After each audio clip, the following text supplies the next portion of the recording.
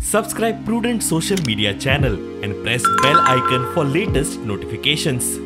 आम्ही असा म्हापशा हांगासर प्रभात फेरीन आणि आमच्या वांगडा असा लेखक, दिग्दर्शक आणि अभिनेता योगेश समण सर तुमचं स्वागत आहे. तुम्ही दिवंगत मनोहर पर्रीकर यांची भूमिका केली आणि त्या आता तुम्ही त्यांच्या भूमीत आहात, कसं वाटतंय? नक्कीच अभिमान वाटतोय. माझं स्वतःची त्यांची कधी भेट होऊ शकली नाही, हा माझा योग नव्हता, पण त्यांची भूमिका करायला मिळाली माझ्यासाठी खूप अभिमानाची गोष्ट आहे.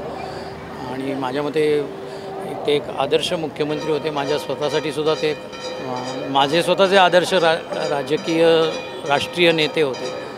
आणि त्यांच्या या भूमीमध्ये मला माझे विचार लोकांबरोबर शेअर करता आले, मांडता आलं, याचा मला खूप आनंद वाटतो मनापासून.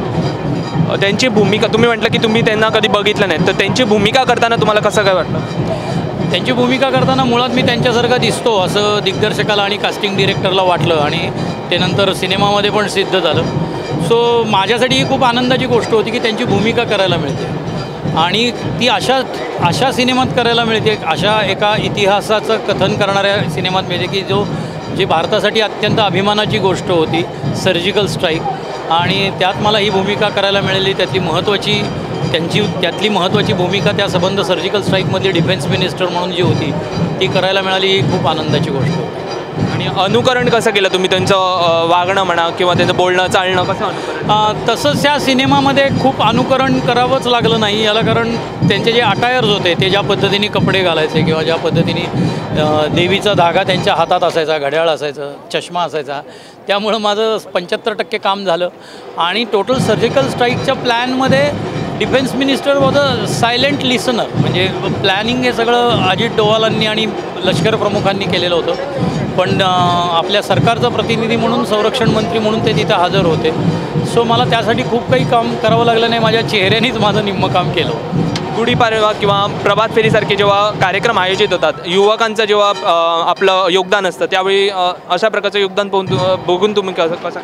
नाही, हे योगदान खूप गरजेचं आहे आणि ते वाढलेलं ही खूप चांगली गोष्ट आहे की त्यांना आता भारताचा हा नवा इतिहास, नवा भारत जो आता काय म्हणतो हळूहळू जागृत होतो आहे किंवा अनेक गोष्टींमुळे अनेक गोष्टींचे संकेत त्याच्यामध्ये आहेत.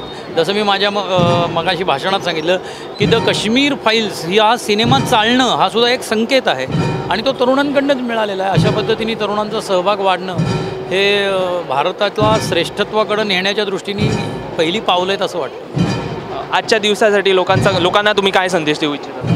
काय लोकांना आज संदेश देणार आहे की आपण आपल्या कुटुंबामध्ये आणि याच्यामध्ये तर ही गुढीपाडवा आणि हे साजरं करतोच, पण आपण सार्वजनिक गुढी उभारलेली आहे आणि ती या राष्ट्राप्रती आपली काही जबाबदारी आहे, आपलं काही कर्तव्य आहे हे लक्षात ठेवूनच ही उभारलेली आहे आणि त्याप्रमाणेच आपण विचार केला पाहिजे असं मला वाटतं.